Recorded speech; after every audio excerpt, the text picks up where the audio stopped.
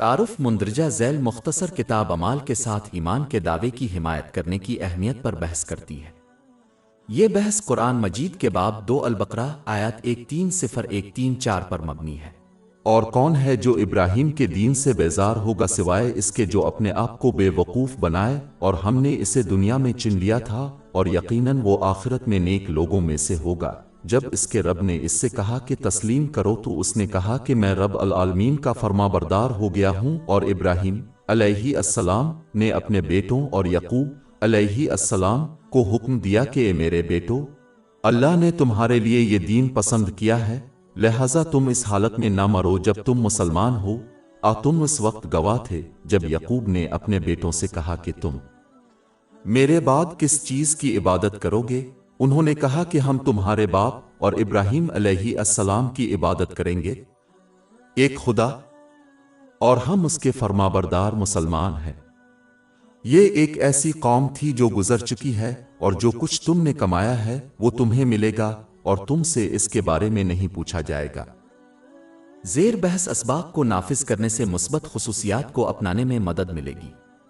مثبت خصوصیات کو اپنانا دماغ اور جسم کے سکون کا باعث بنتا ہے۔ باب 2 البقرہ آیات 1301-14۔ اور کون ہے جو ابراہیم کے دین سے بیزار ہوگا سوائے اس کے جو اپنے آپ کو بے وقوف بنائے، اور ہم نے اسے دنیا میں چن لیا تھا اور یقیناً وہ آخرت میں نیک لوگوں میں سے ہوگا۔ جب اس کے رب نے اسے کہا کہ تسلیم کرو تو اس نے کہا کہ میں رب العالمین کا فرمانبردار ہو گیا ہوں۔ اور ابراہیم علیہ السلام نے اپنے بیٹوں اور یعقوب علیہ السلام کو حکم دیا کہ اے میرے بیٹو، اللہ نے تمہارے لیے یہ دین پسند کیا ہے، لہٰذا تم اس حالت میں نہ مرو جب تم مسلمان ہو۔ تم اس وقت گواہ تھے جب یعقوب نے اپنے بیٹوں سے کہا کہ تم میرے بعد کس چیز کی عبادت کرو گے؟ انہوں نے کہا کہ ہم تمہارے باپ اور ابراہیم علیہ السلام کی عبادت کریں گے، ایک خدا، اور ہم اس کے فرمانبردار مسلمان ہیں۔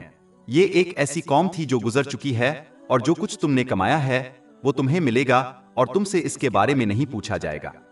اللہ تعالیٰ نے مکہ کے غیر مسلموں اور اہل کتاب کے رویے پر تنقید کی ہے، جو دونوں نے حضرت ابراہیم علیہ السلام کی میراث کے علمبردار ہونے کا دعویٰ کیا تھا، حالانکہ وہ دونوں اس کے طریقے سے متصادم تھے، اس طرح اپنے آپ کو احمق بنا رہے تھے۔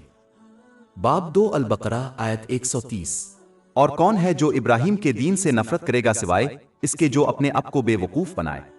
انہوں نے اس کے راستے کی مخالفت کی کیونکہ اس کا طریقہ اللہ تعالیٰ کی خلوص کے ساتھ اطاعت میں شامل تھا، اس نعمت کا استعمال کرتے ہوئے جو اسے عطا کی گئی تھیں ان طریقوں سے جو اس کو پسند ہے۔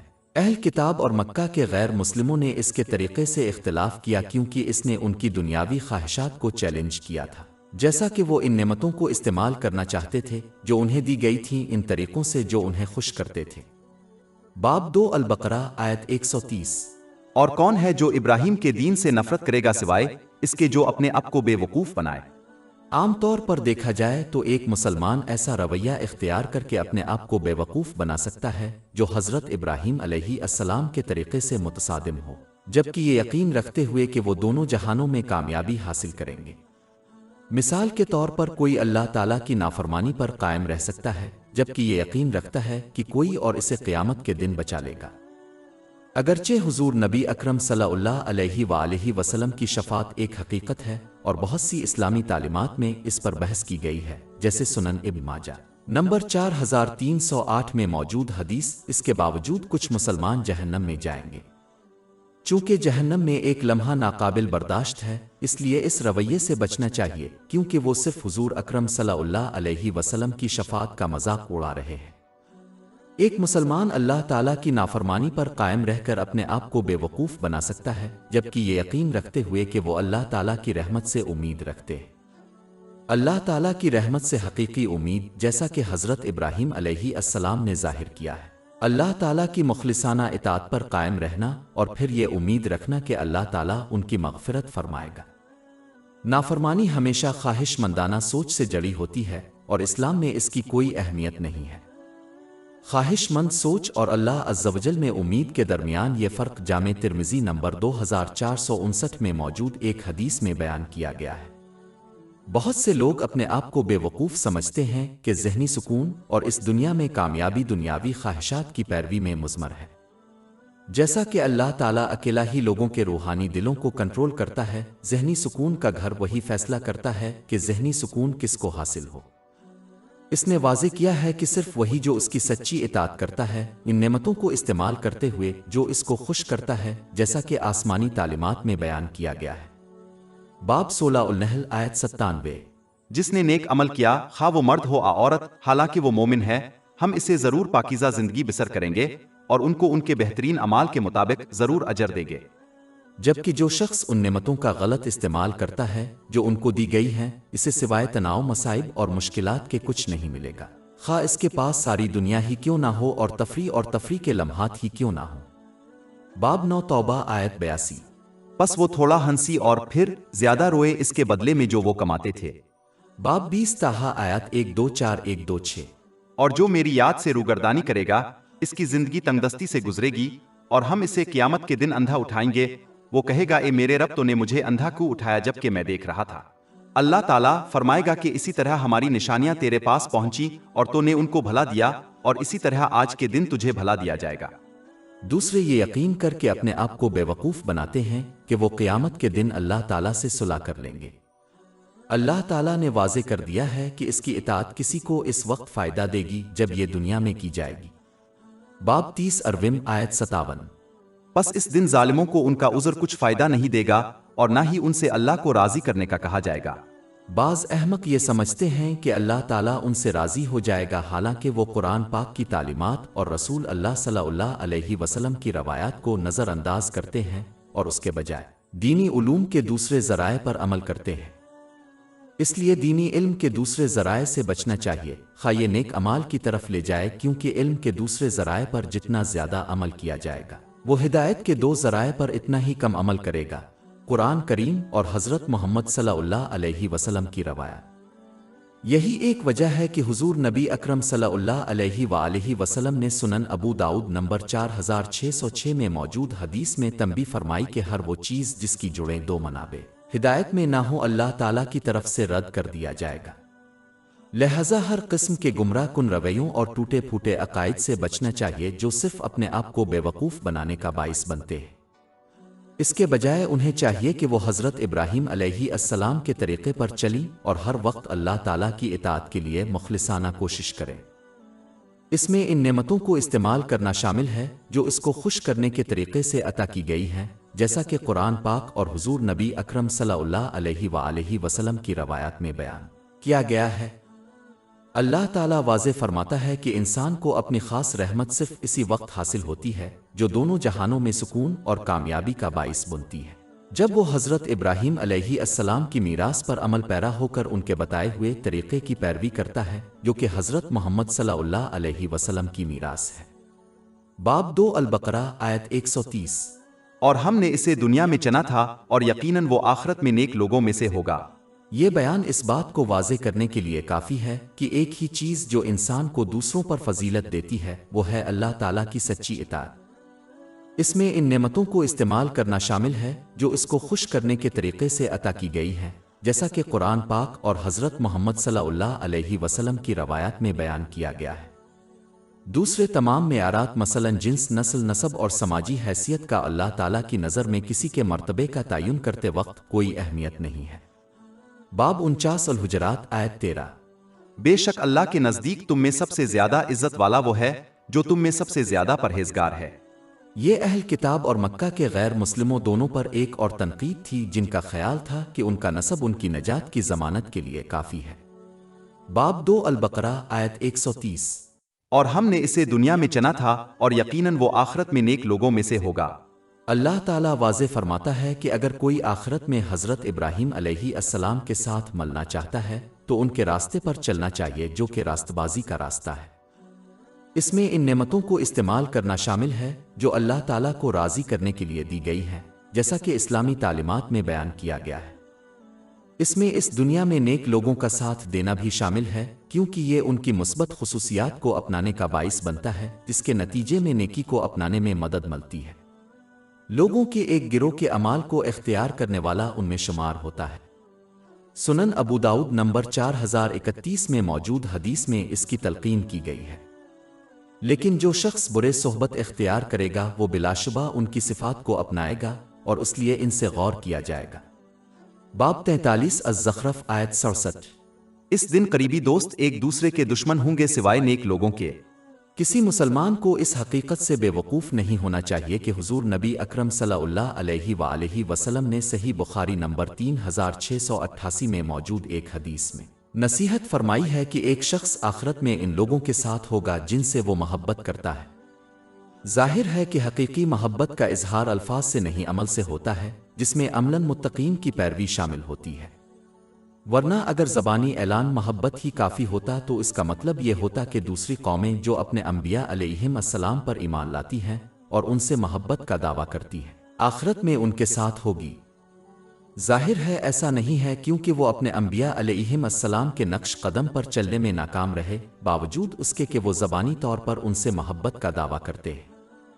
اللہ تبارک و تعالی واضح فرماتا ہے کہ اس نے حضرت ابراہیم علیہ السلام کو اللہ تعالیٰ کی مکمل اطاعت اور فرمانبرداری کی وجہ سے چنا تھا۔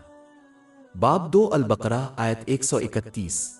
جب اس کے رب نے اس سے کہا کہ سر تسلیم خم کر جاؤ تو اس نے کہا کہ میں رب العالمین کا فرمانبردار ہو گیا ہوں۔ اس میں اہل کتاب اور مکہ کے غیر مسلموں پر مزید نکتہ چینی کی گئی ہے اور توسیع کے ساتھ مسلمانوں کو متنبہ کیا گیا ہے کہ اللہ عز و جل اپنی رحمت دنیاوی عوامل کی بنیاد پر لوگوں پر نہیں کرتا، جیسا کہ نسب۔ اس کی رحمت صرف اس وقت حاصل ہوتی ہے جب کوئی عملاً اس کی اطاعت کے لیے سر تسلیم خم کرے۔ اس میں ان نعمتوں کو استعمال کرنا شامل ہے جو اس کو خوش کرنے کے طریقے سے عطا کی گئی ہیں، جیسا کہ قرآن پاک اور حضرت محمد صلی اللہ علیہ وسلم کی روایات میں بیان کیا گیا ہے۔ ایک مسلمان کو یہ سمجھنا چاہیے کہ جب وہ سوشل میڈیا، معاشرت، فیشن، ثقافت اپنی خواہشات کی پیروی اور اطاعت کو اللہ تعالیٰ کی اطاعت پر ترجیح دیتے ہیں تو وہ عملی طور پر ان چیزوں کے سامنے سر تسلیم خم کر دیتے ہیں، خاص زبانی طور پر اللہ تعالیٰ کے سامنے سر تسلیم خم کرنے کا اعلان کریں۔ اہل کتاب اور مکہ کے غیر مسلموں کا اس طرح برتاؤ تھا اور انہوں نے حضرت ابراہیم علیہ السلام کی میراث کی سری مخالفت کی۔ یہ سمجھنا بہت ضروری ہے کہ انسانوں کو اس طرح تخلیق کیا گیا ہے کہ وہ کسی نہ کسی چیز کے تابع ہو جائیں، خواہ یہ عرضی ان کی اپنی خواہشات دوسرے لوگوں، سوشل میڈیا، فیشن، ثقافت کسی خدا کے سامنے ہو۔ لہذا اگر کوئی شخص اپنی نیت، قول اور فعل کے ذریعے اللہ تعالیٰ کے سامنے سر تسلیم خم کرنے میں ناکام رہتا ہے تو وہ لازم نہ کسی اور چیز کے تابع ہو جاتا ہے۔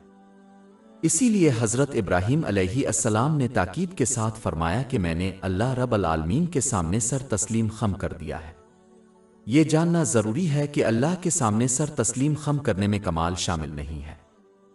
اس میں شامل ہے کہ جو نعمتیں عطا کی گئی ہیں ان کو اس کی خوشنودی کے طریقوں سے استعمال کرتے ہوئے، جیسا کہ قرآن پاک اور رسول اکرم صلی اللہ علیہ وسلم کی روایات میں بیان کیا گیا ہے، اس کی اطاعت کے لیے خلوص نیت سے کوشش کرنا، اور جب بھی کوئی گناہ سرزد ہو جائے تو اللہ تعالیٰ اور لوگوں کی طرف اپنے رویے اور طرز عمل کو درست کرتے ہوئے سچے دل سے توبہ کرنا شامل ہے۔ سچی توبہ میں گناہ کا احساس کرنا، اللہ تعالیٰ سے معافی مانگنا، اور جس پر بھی ظلم ہوا ہے جب تک کہ اس سے مزید پریشانی نہ ہو، خلوص دل سے وعدہ کرنا چاہیے کہ وہ دوبارہ وہی یا اس سے ملتے جلتے گناہوں سے اجتناب کرے اور اللہ تعالیٰ اور لوگوں کے حوالے سے جو حقوق پامال ہوئے ہوں ان کی تلافی کرے۔ باب 2 البقرہ آیت 131۔ جب اس کے رب نے اس سے کہا کہ سر تسلیم خم کر جاؤ تو اس نے کہا کہ میں رب العالمین کا شاید اس فرمانبردار ہو حقیقت گیا۔ کو اجاگر کرنے کے لیے کیا گیا تھا کہ اگر کوئی اللہ تعالیٰ کے آگے سر تسلیم خم کر دے تو وہ اس بات کو یقینی بنائے گا کہ وہ دونوں جہانوں میں ذہنی سکون اور کامیابی حاصل کرے، کیونکہ وہ اکیلا ہی پوری کائنات کو کنٹرول کرتا ہے۔ باب 16 النحل آیت 97۔ جس نے نیک عمل کیا، خواہ وہ مرد ہو یا عورت، حالانکہ وہ مومن ہے، ہم اسے ضرور پاکیزہ زندگی بسر کریں گے اور ان کو ان کے بہترین اعمال کے مطابق ضرور اجر دیں گے۔ جبکہ جو شخص اللہ تعالیٰ کے سوا کسی اور کے آگے سر تسلیم خم کرتا ہے جو انہیں عطا کی گئی نعمتوں کا غلط استعمال کرنے کا سبب بنتا ہے، اسے دونوں جہانوں میں تناؤ، پریشانی اور پریشانی کے سوا کچھ نہیں ملے گا، خواہ وہ تمام جہان کا مالک ہو، جیسا کہ رب العالمین ان کے روحانی قلب، سکون قلب سمیت تمام کائنات کو کنٹرول کرتا ہے۔ باب 20 طٰہٰ آیات 124-126۔ اور جو میری یاد سے روگردانی کرے گا اس کی زندگی تنگدستی سے گزرے گی اور ہم اسے قیامت کے دن اندھا اٹھائیں گے، وہ کہے گا اے میرے رب، تو نے مجھے اندھا کیوں اٹھایا جبکہ میں دیکھ رہا تھا؟ اللہ تعالیٰ فرمائے گا کہ اسی طرح ہماری نشانیاں تیرے پاس پہنچی اور تو نے ان کو بھلا دیا، اور اسی طرح آج کے دن تجھے بھلا دیا جائے گا۔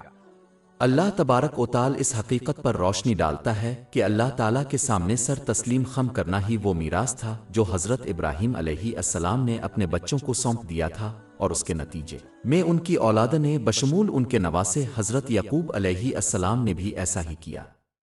باب 2 البقرہ آیات 131-132۔ جب اس کے رب نے اس سے کہا کہ تسلیم کرو تو اس نے کہا کہ میں نے رب العالمین کے لیے اسلام میں سر تسلیم خم کر دیا ہے، اور ابراہیم نے اپنے بیٹوں کو اس کی وصیت کی، اور یعقوب علیہ السلام نے کہا بیٹو بے شک اللہ نے تمہارے لیے یہ دین پسند کیا ہے، لہٰذا تم مسلمان ہی رہو۔ حضرت یعقوب علیہ السلام کا خاص طور پر تذکرہ کیا گیا ہے کیونکہ وہ اہل کتاب کے آباء و اجداد تھے جنہیں بنی اسرائیل بھی کہا جاتا ہے، یعنی حضرت یعقوب علیہ السلام کی اولاد۔ یہ اہل کتاب اور مکہ کے غیر مسلموں دونوں پر ایک اور تنقید تھی کہ وہ کس طرح اپنے اسلاف کی میراث کی صریح مخالفت کر رہے تھے، خلوص نیت سے اللہ تعالیٰ کی اطاعت کی میراث۔ یہ مخالفت اس وقت اپنے عروج پر پہنچ گئی جب دونوں گروہوں نے اسلام کی حقانیت کو تسلیم کرنے کے باوجود حضور نبی اکرم صلی اللہ علیہ وآلہ وسلم کو جھٹلایا۔ مکہ کے غیر مسلموں نے نبوت کے اعلان سے پہلے حضور نبی اکرم صلی اللہ علیہ وآلہ وسلم کے ساتھ 40 سال گزارے، اور اس وجہ سے وہ جانتے تھے کہ وہ جھوٹے نہیں تھے۔ باب 10 یونس آیت 16۔ کیونکہ میں اس سے پہلے زندگی بھر تمہارے درمیان رہا تھا، پھر کیا تم عقل نہیں کرو گے؟ اور عربی زبان کے ماہر ہونے کی وجہ سے انہوں نے واضح طور پر پہچان لیا کہ قرآن پاک کسی مخلوق کے الفاظ نہیں ہے، لیکن چونکہ اسلام ان کی خواہشات سے متصادم تھا، اس لیے مکہ کے بہت سے غیر مسلموں نے اسلام کو رد کر دیا، اور اس لیے اپنے جد امجد حضرت ابراہیم علیہ السلام کی خلوص نیت سے اللہ تعالیٰ کی اطاعت کرنے کی وراثت کی مخالفت کی۔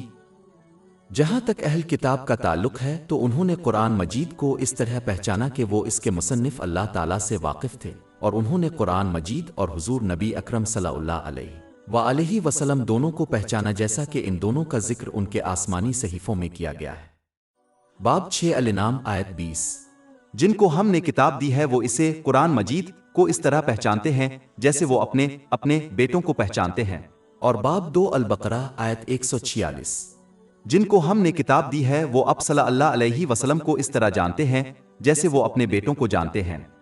لیکن چونکہ اسلام ان کی خواہشات کے خلاف تھا، اس لیے اکثر اہل کتاب نے اسلام کا انکار کیا، اور اس لیے اپنے جد امجد حضرت ابراہیم علیہ السلام کی خلوص نیت سے اللہ تعالیٰ کی اطاعت کی مخالفت کی۔ باب 2 البقرہ آیت 132۔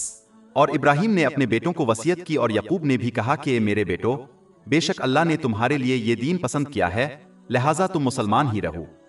مسلمانوں کو چاہیے کہ وہ اپنی اگلی نسل کو اللہ تعالیٰ کی سچی اطاعت کی ترغیب دیں، جس طرح حضرت ابراہیم علیہ السلام نے مثال پیش کی تھی۔ مثال کے طور پر رہنمائی کرنے میں اسلام کی تعلیمات کو سیکھنا اور اس پر عمل کرنا شامل ہے تاکہ دوسرے اپنے عمل اور تقریر سے اس کی سچائی کو پہچانیں۔ اس کے بعد مسلمانوں کو چاہیے کہ وہ اپنی آنے والی نسلوں کو قرآن پاک اور نبی کریم صلی اللہ علیہ وسلم کی روایات کی تعلیم کے لیے وقت نکالیں تاکہ وہ اندھی تقلید کے بجائے ثبوتوں کے ذریعے اسلام کی حقانیت کو سمجھ سکیں۔ یہ یقینی بنائے گا کہ وہ زندگی بھر اسلام کی تعلیمات پر قائم رہیں گے۔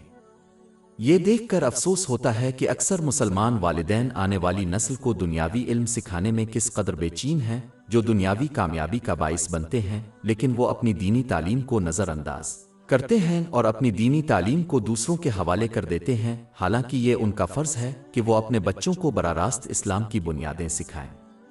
گو کہ اگلی نسل کو دنیاوی علم حاصل کرنے کی ترغیب دینا قابل تعریف ہے، لیکن والدین کو بھی دینی علم کی تعلیم کو نظر انداز نہیں کرنا چاہیے۔ بغیر سمجھے قرآن پاک کی تلاوت سیکھنے کے لیے بچوں کو مساجد میں بھیجنا کافی اچھا نہیں ہے۔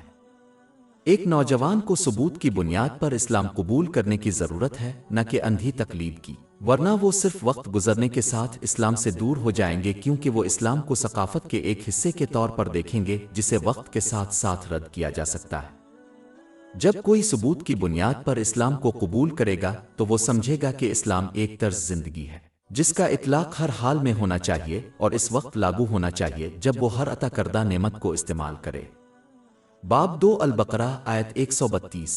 اور ابراہیم نے اپنے بیٹوں کو ایسا کرنے کی اور اسی طرح یعقوب کو ہدایت کی، کہا بیٹو بے شک اللہ نے تمہارے لیے یہ دین پسند کیا ہے۔ اللہ تعالیٰ نے اسلام کو بنی نوع انسان کے لیے مذہب کے طور پر منتخب کیا ہے کیونکہ یہ ان کی فطرت کے مطابق ہے اور یہ دونوں جہانوں میں ذہنی سکون اور کامیابی کا باعث ہے۔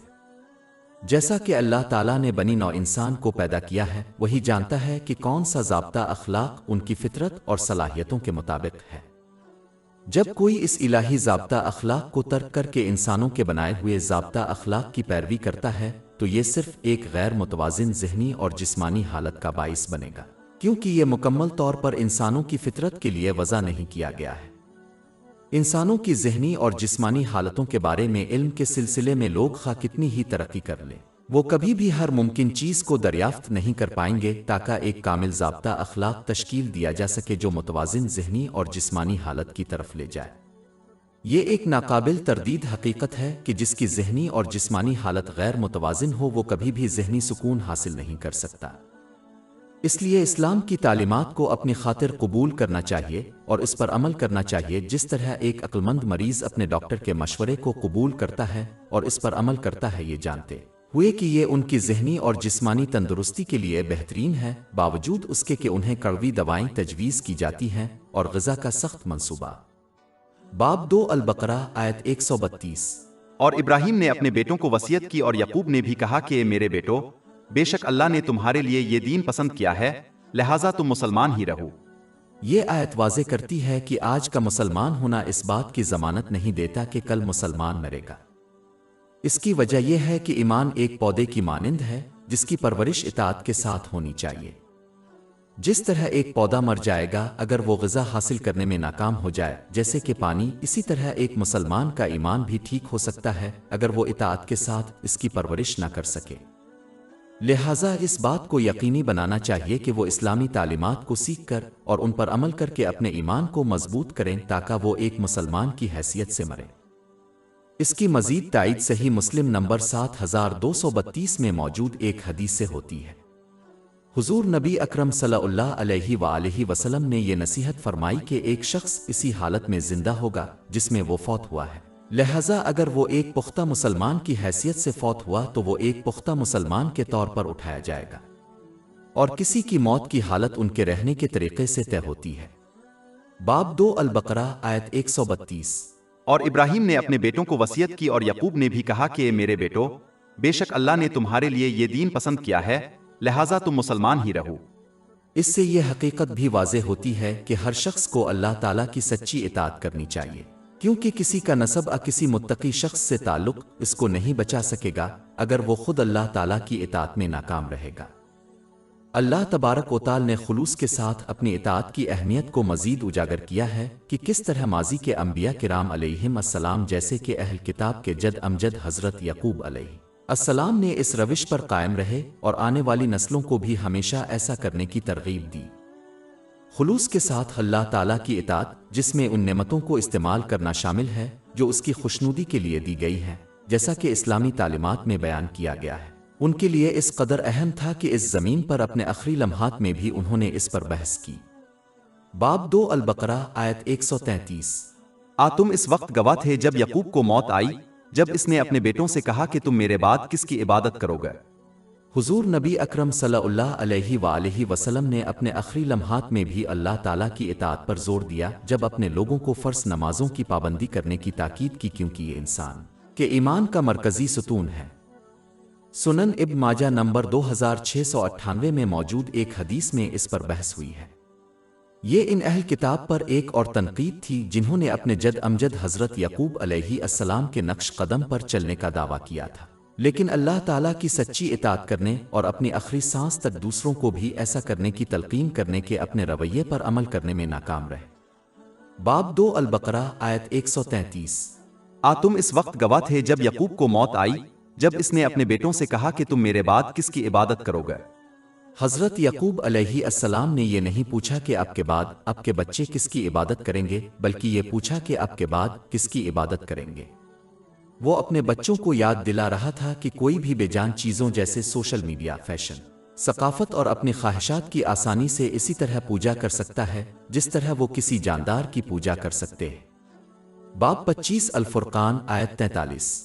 کیا تم نے اس شخص کو دیکھا ہے جو اپنی خواہش کو اپنا معبود بناتا ہے؟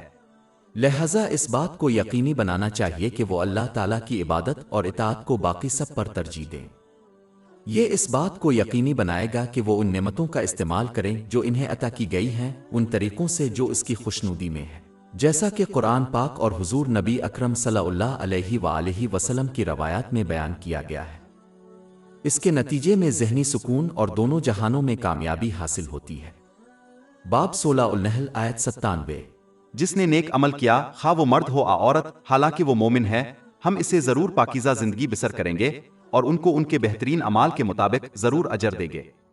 جبکہ دوسری چیزوں کی اطاعت اور پیروی کو ترجیح دینے والا ان نعمتوں کا غلط استعمال کرے گا جو انہیں دی گئی ہے، اس کے نتیجے میں دونوں جہانوں میں تناؤ، مشکلات اور مصائب پیدا ہوں گے، چاہے وہ تفریح کے لمحات کا تجربہ کرے۔ باب 9 توبہ آیت 82۔ پس وہ تھوڑا ہنسی اور پھر زیادہ روئے، اس کے بدلے میں جو 2:4-1:2:6۔ اور جو میری یاد سے روگردانی کرے گا اس کی زندگی تنگدستی سے گزرے گی، اور ہم اسے قیامت کے دن اندھا اٹھائیں گے، وہ کہے گا اے میرے رب، تو نے مجھے اندھا کیوں اٹھایا جبکہ میں دیکھ رہا تھا؟ اللہ تعالیٰ فرمائے گا کہ اسی طرح ہماری نشانیاں تیرے پاس پہنچی اور تو نے ان کو بھلا دیا، اور اسی طرح آج کے دن تجھے بھلا دیا جائے گا۔ اللہ تبارک و تعالی حضرت یعقوب علیہ السلام کی اولاد کے خلوص کو نمایاں کرتا ہے، جس نے ان کی اولاد یعنی اہل کتاب میں پائی جانے والی بے حسی کی مکمل مخالفت کی۔ باب 2 البقرہ آیت 133۔ تم اس وقت گواہ تھے جب یعقوب کو موت آئی، جب اس نے اپنے بیٹوں سے کہا کہ تم میرے بعد کس کی عبادت کرو گے؟ انہوں نے کہا ہم تمہارے خدا اور تمہارے باپ دادا ابراہیم اور اسماعیل اور اسحاق کے خدا کی عبادت کریں گے جو ایک ہی خدا ہے، اور ہم اس کے فرمانبردار مسلمان ہیں۔ یہ حقیقت کہ انہوں نے اپنے دادا حضرت اسحاق علیہ السلام کا ذکر کرنے سے پہلے اپنے بڑے چچا حضرت اسماعیل علیہ السلام کا ذکر کیا ہے، اس سے معلوم ہوتا ہے کہ اہل کتاب کے برعکس حضرت یعقوب علیہ السلام کی اولاد میں حضرت اسماعیل علیہ السلام کے لیے کوئی حسد نہیں تھا، جس میں محمد صلی اللہ علیہ وسلم اور اب صلی اللہ علیہ وسلم کا سلسلہ بھی شامل تھا۔ اس کے بجائے وہ ایک متحد خاندان تھے جنہوں نے اپنی زندگی کے ہر پہلو میں مکمل طور پر اللہ تعالیٰ کے سامنے سر تسلیم خم کر دیا تھا۔ اپنے آسمانی صحیفوں میں تبدیلی کی وجہ سے جو گمراہ لوگوں نے متعارف کرایا تھا، اہل کتاب نے اپنے پورے عقیدے کی بنیاد اپنے نسب پر ڈال دی۔ ان کا دعویٰ تھا کہ یہ ان کا نسب تھا جس نے انہیں باقی بنی نوع انسان پر فوقیت دی، اور اسی وجہ سے انہوں نے حضرت محمد صلی اللہ علیہ وسلم کو رد کرنے کی ایک وجہ یہ تھی کہ وہ ایک مختلف نسب سے تعلق رکھتے تھے۔ اس کو قبول کرنا اور اس کی پیروی کرنا اس بنیاد کو تباہ کر دے گا جس پر ان کا ایمان قائم تھا، اور یہ ان کے دعویٰ برتری کے براہ راست خلاف ہوگا۔ یہ وہ چیز ہے جسے وہ قبول نہیں کر سکتے تھے، اس لیے ان کا سارا رویہ ان کے اسلاف حضرت ابراہیم علیہ السلام اور ان کے اہل بیت علیہم السلام کے طریقے کے بالکل خلاف تھا۔ باب 2 البقرہ آیت 133۔ تم اس وقت گواہ تھے جب یعقوب کو موت آئی، جب اس نے اپنے بیٹوں سے کہا کہ تم میرے بعد کس کی عبادت کرو گے؟ انہوں نے کہا ہم تمہارے خدا اور تمہارے باپ دادا ابراہیم اور اسماعیل اور اسحاق کے خدا کی عبادت کریں گے جو ایک ہی خدا ہے، اور ہم اس کے فرمانبردار مسلمان ہیں۔ عام طور پر دیکھا جائے تو یہ واقعہ اس بات کی بھی نشاندہی کرتا ہے کہ مسلمانوں کی دنیاوی چیزوں سے زیادہ اپنے بچوں کی دینی تعلیم اور ایمان کی اہمیت ہے۔ افسوس کی بات یہ ہے کہ آج کے بیشتر مسلمانوں میں اس کے برعکس ہے، جو دنیاوی معاملات میں اپنے بچوں کے مستقبل کے بارے میں زیادہ فکر مند ہے۔ گو کہ دنیاوی معاملات سے تعلق رکھنا اسلام میں قابل قبول ہے، لیکن اسے اپنی ذات اپنے اہل واول کے حوالے سے دینی معاملات پر ترجیح نہیں دینی چاہیے۔ دنیاوی معاملات تو صرف دینی کاموں کی خدمت کا ذریعہ ہے تاکہ اسے ذہنی سکون اور دونوں جہانوں میں کامیابی حاصل ہو۔ یہ اس وقت حاصل ہوتا ہے جب وہ اپنے دنیاوی وسائل کو اللہ تعالیٰ کی رضا کے لیے استعمال کرتے ہیں، جیسا کہ قرآن پاک اور حضرت محمد صلی اللہ علیہ وسلم کی روایات میں بیان کیا گیا ہے۔ اللہ تبارک و تعالی واضح فرماتا ہے کہ اگر وہ خود اللہ تعالیٰ کی اطاعت میں خلوص سے ناکام رہے تو اس کا نسب دنیا آخرت میں ان کی مدد نہیں کرے گا۔ باب 2 البقرہ آیت 134۔ یہ ایک قوم تھی جو گزر چکی ہے، اس کو اس کا نتیجہ ملے گا جو اس نے کمایا، اور تمہیں وہی ملے گا جو تم نے کمایا، اور تم سے ان کے اعمال کے بارے میں نہیں پوچھا جائے گا۔ اس سے اہل کتاب مکہ کے غیر مسلموں اور یہاں تک کہ آج کے بعض مسلمانوں کے ذریعہ اختیار کیے گئے غلط عقیدہ کو ختم کر دیا گیا، جو اپنے نسب اور انبیاء علیہم السلام جیسے نیک لوگوں سے تعلق کو مانتے ہیں، دونوں جہانوں میں نجات کی ضمانت کے لیے کافی ہے۔ اس پر یقین کرنا اللہ تعالیٰ کے لیے انتہائی بے عزتی ہے، جیسا کہ یہ تجویز کرے گا کہ وہ تعصب اور یہاں تک کہ نسل پرستانہ رویہ اختیار کرتا ہے جب وہ ایسا نہیں کرتا ہے۔ حضور نبی اکرم صلی اللہ علیہ وآلہ وسلم نے بھی اس رویہ کے خلاف بارہا تنبیہ فرمائی ہے۔ مثال کے طور پر صحیح مسلم نمبر 6853 میں موجود ایک حدیث میں اپنے واضح طور پر تنبیہ کی ہے کہ اگر کسی شخص میں نیک اعمال کی کمی ہو تو اس کا نسب قیامت کے دن اس کو آگے نہیں بڑھائے گا۔ باب 53 النجم آیت 39۔ اور یہ کہ انسان کے لیے اس کے سوا کچھ نہیں ہے جس کے لیے وہ کوشش کرتا ہے۔ اور باب 31 لقمان آیت 33۔ اے لوگو، اپنے رب سے ڈرو اور اس دن سے ڈرو جب کوئی باپ اپنے بیٹے کے کچھ کام نہ آئے گا اور نہ کوئی بیٹا اپنے باپ کے کچھ کام آئے گا۔ لہذا ایک مسلمان کو عملی طور پر اپنے نیک بزرگوں کے نقش قدم پر چلنا چاہیے تاکہ وہ ان کے ساتھ آخرت میں شامل ہوں۔ اس میں ان نعمتوں کو استعمال کرنا شامل ہے جو انہیں اللہ تعالیٰ کی خوشنودی کے لیے عطا کی گئی ہیں، جیسا کہ قرآن پاک اور رسول اللہ صلی اللہ علیہ وسلم کی روایات میں بیان کیا گیا ہے۔ لیکن اگر وہ نافرمانوں کے نقش قدم پر چلیں گے تو قیامت کے دن ان کے ساتھ جمع ہوں گے۔ سنن ابو داؤد نمبر 4031 میں موجود ایک حدیث میں اس کی تنبیہ کی گئی ہے۔ باب 2 البقرہ آیت 134۔ یہ ایک قوم تھی جو گزر چکی ہے، اس کو اس کا نتیجہ ملے گا جو اس نے کمایا اور تمہیں وہی ملے گا جو تم نے کمایا اور تم سے ان کے اعمال کے بارے میں نہیں پوچھا جائے گا۔ یہ آیت لوگوں کو یہ بھی یاد دلاتی ہے کہ وہ اپنی سستی یا اپنے برے طرز عمل کا جواز پیش کرنے کے لیے اپنے اعمال کا دوسروں کے اعمال سے موازنہ کرنے کی ذہنیت سے بچیں۔ یہ اکثر اس وقت ہوتا ہے جب کوئی مسلسل اپنے طرز عمل کا موازنہ دوسروں کے طرز عمل سے کرتا ہے جو ان سے بدتر دکھائی دیتے ہیں۔ مثال کے طور پر ایک مسلمان جو نماز نہیں پڑھتا وہ اپنے آپ کو ایک قاتل سے تشبیہ دے گا اور اس طرح اللہ تعالیٰ کی اطاعت میں اپنی کمی کا جواز پیش کرے گا۔ جیسا کہ آیت 134 کے آخر میں اشارہ کیا گیا ہے کہ یہ رویہ ایک بے وقوف انسان کو دنیا میں بہتر محسوس کر سکتا ہے لیکن آخرت میں اس کی مدد نہیں کرے گا، کیونکہ کسی شخص سے نہ تو دوسروں کے طرز عمل کے بارے میں پوچھا جائے گا اور نہ ہی اس کا موازنہ دوسروں کے طرز عمل سے کیا جائے گا۔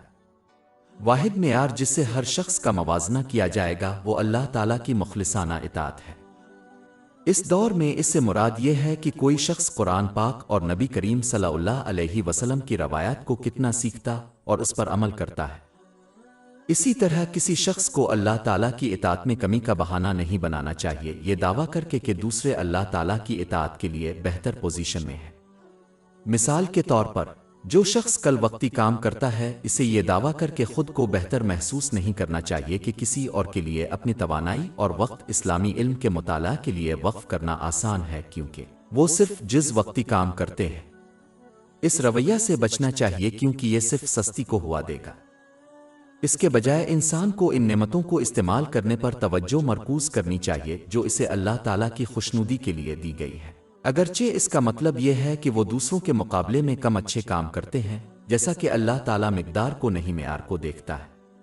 باب 2 البقرہ آیت 134۔